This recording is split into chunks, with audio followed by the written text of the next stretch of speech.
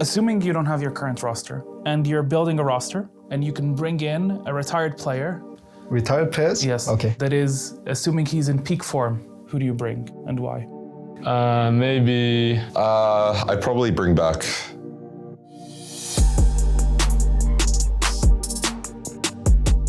I think I'd probably bring back Mata. I think he basically revolutionized the game. For players that have retired, I feel like he's definitely a standout player, and I think he made that team pretty outstanding. Okay, I think I would bring Forgiven.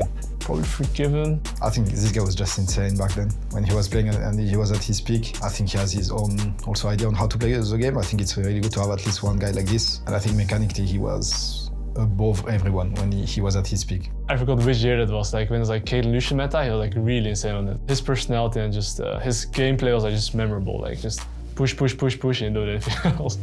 Ambition. I think this guy taught me just about everything I know about jungle and was always re-innovating himself despite being at like the top tier for his for most of his career anyway. And having players who not only go first but also like innovate first is like having those players on the roster is crazy. I would say Pepinel. When Ezreal AP me, you know, he had the record when time ago of more DPS damage. I would bring on peak UZI. UZI has been like a great player and he's played for like so many years. If he had won at certain times where he could have, we would have seen like a debate for the GOAT discussion. And I think that's like just a player who can like make a difference in that role, like redefining AD carry. Teams are built around him. I think I would go for the roster that we have now.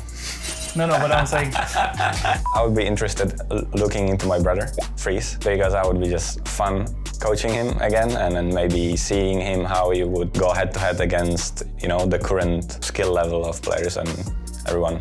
Dandy in the jungle, probably. Back from his Samsung White days, because that was something else. I was actually working with TSM back in the day, and I think that version of Samsung White, where they almost swept the entire World Championships, was probably the strongest team I've ever seen. And I remember this team was working in such a way where like they would base, Mata would ping every single ward on the map, and then Dandy would do some crazy pathing around all the wards and get a kill every time. And it's just like the coordination and level of play and how far ahead he was at the time, I think was just absolutely insane. Hardest team to ever face in scrims? I think the hardest team we've ever faced in scrims is G2. G2? I would say that I guess G2 would be a team that would be one of the toughest ones scrims, I would say, yeah. I think the hardest team always was G2 because we really want to beat them and then players get easier emotional. So whenever we got actually beaten, then it's hard to deal with. I think they can play very fast-paced and play still at a very good level. We haven't had the privilege of playing international, like an international team or anything like that. And I think G2 are just consistently very aggressive, very good. And you just can't let up at any point.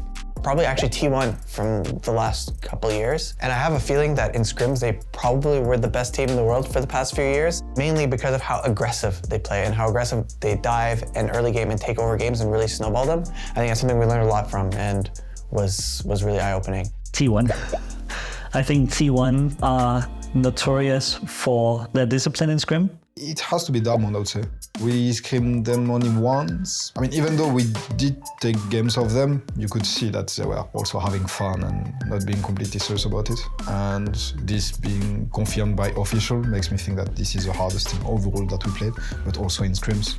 The hardest team we ever faced was like Suning in 2020 Worlds. Those guys, like just for reference, was Bin and top lane and SOFM in jungle. And I think that was already enough. And they had other very talented players in their roster as well. So they were just doing things that we haven't seen before. Like we thought matchups were blindable on top and then Bin showed us they weren't. And SOFM just impressed us very much. And I think we really thought like one game that we could beat them, and then they just remade the game like minute 8-9. So